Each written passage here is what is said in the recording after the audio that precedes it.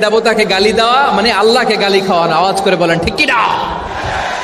খবরদার, এটা করা যাবে না। আর অন্য ধর্মের দেবতাকে যদি আপনি গালি দেন, ওরা ইসলাম থেকে দূরে সরে যাবে। যাও ইসলামের প্রতি আকৃষ্ট হয়েছিল আর কোনোদিন ইসলামের ধারে কাছে আসবে না। আওয়াজ করে বলেন ঠিক কিনা? এজন্য কখনো কোনোদিন অন্য ধর্মের দেবতাদেরকে গালি দেয়া যাবে না। অন্য ধর্মের কোনো দেবতাদেরকে আমরা গালি দিব না, গালি দিব না, বরং ইসলামের beauty, the beauty of Islam, ইসলামের সৌন্দর্যকে আমরা তুলে ধরব।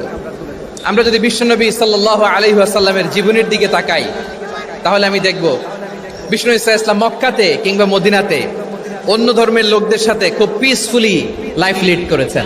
হোক মুশরিক, হোক খ্রিস্টান, হোক ইহুদি, বিশ্বনবী সবার সাথে মিলেমিশে ছিলেন। আলহামদুলিল্লাহ বলেন। ইসলাম হচ্ছে পিসফুল রিলিজিয়ান।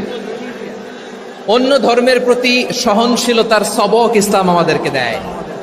কিন্তু প্রতিটি মুসলিমের এটা মনে রাখতে হবে, আল্লাহর কাছে পছন্দনীয় গ্রহণযোগ্য ধর্ম, জীবনাদর্শ একটি, সেটা হচ্ছে ইসলাম। আওয়াজ করে বলেন সেটা কি?